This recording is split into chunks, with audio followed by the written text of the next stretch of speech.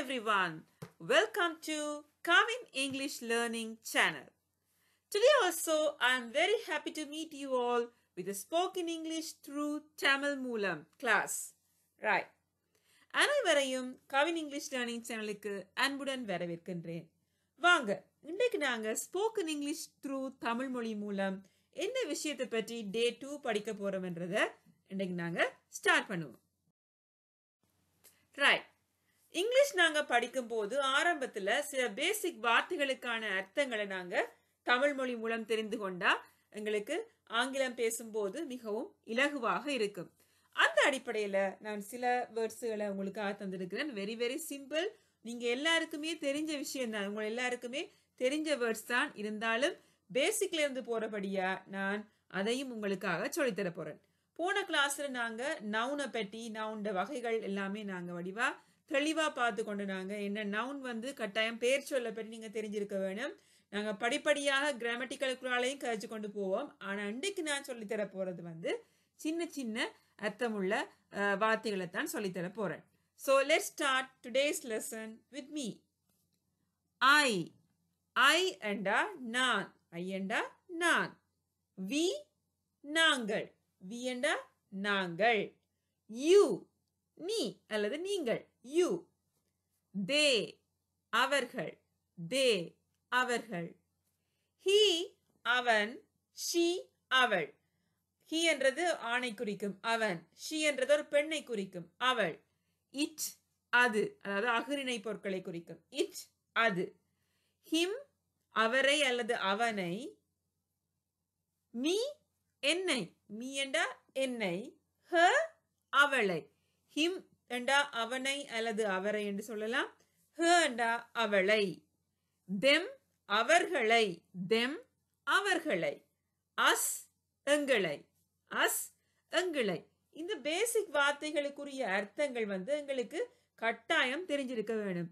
ஏன்னா நான் நிறைய பிள்ளைகளை பார்த்துருக்கேன். ஸ்கூல் வழியை நீங்க படிப்பிக்கும் போது நிறைய பேர் கிராமட்டிக்கல் மிஸ்டேக் விடுறாங்க. இந்த சிம்பிள் ரூல்ஸ் தெரியாம, ஐவி யூ தே ஹி ஷீட்டுக்குரிய மீனிங் தெரியாம, ஹிம் மீ ஹர் தெம் அஸ்ன்றது தெரியாம எஸ்ஸைகள் எழுதும் போது இப்ப ஹிம் என்ற வார்த்தை வேற இடத்துல ஹி என்று போட்டு எழுதுறாங்க.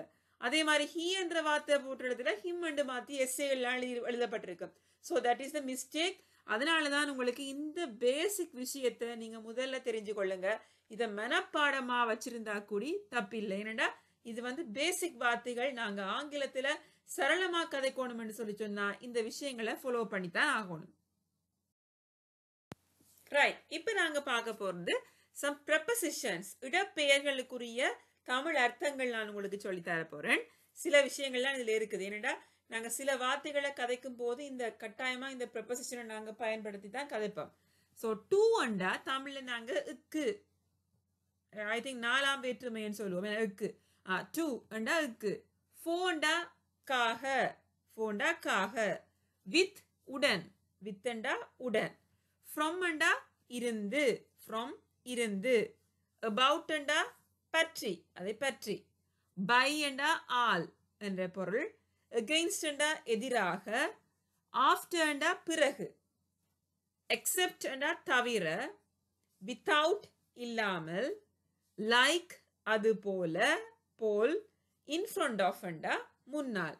இப்போ to அண்டா இக்கு, for காக, with உடன், from இருந்து, about பற்றி, by ஆல், against எதிராக, after பிறகு, except தவிர, without இல்லாமல், like போல், in front of முன்னால்.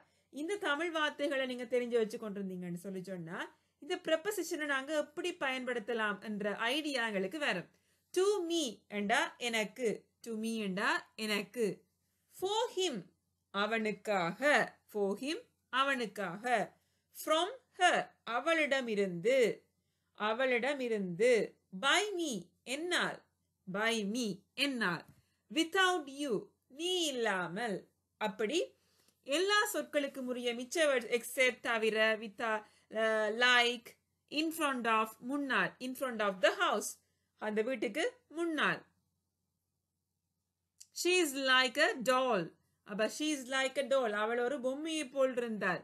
She's like a doll. Except the letters. இந்த எழுத்துக்களை தவிர என்ற மாதிரி. After என்றா பிறகு.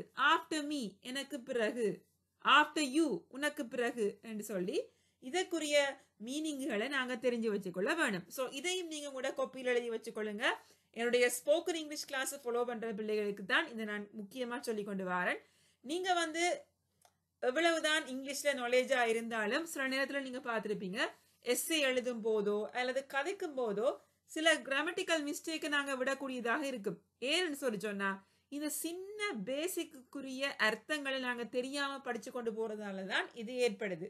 ஸோ நான் கவனித்த விஷயம், எஸ்ஸே எழுதும் போது இந்த ப்ரோனவுனும் ப்ரெப்பசிஷன்கள் அதெல்லாமே நீங்கள் பிளவிட்டு எழுதுறதை நான் நோட் பண்ணியிருக்கிறேன். அதனால தான் இன்றைக்கு ஸ்போக்கன் இங்கிலீஷ் கிளாஸில் உங்களுக்கு இந்த சின்ன லெசனை உங்களுக்காக சொல்லி தந்திருக்கேன். ஸோ இதையும் நீங்கள் நோட் பண்ணிக்கொள்ளுங்க. Okay, my dear students, hope you all enjoyed and understood today's spoken English class very well. பிள்ளைகளே, இன்றைய தினம் நான் உங்களுக்கு சொல்லி தந்த இந்த ஸ்போக்கன் இங்கிலீஷ் லெசன் உங்களுக்கு பிடிச்சிருக்குமென்னு நினைக்கிறேன். ஸோ இந்த வீடியோ பிடிச்சிருந்தா லைக் பண்ணுங்க, சப்ஸ்கிரைப் பண்ணுங்க, உங்களோட ஃப்ரெண்ட்ஸுக்கும் இந்த வீடியோ ஷேர் பண்ணி அவங்களையும் ஸ்போக்கன் இங்கிலீஷ் படிக்க சொல்லுங்க. Thanks for watching my YouTube channel. I will meet you soon with an interesting lesson later. Bye bye.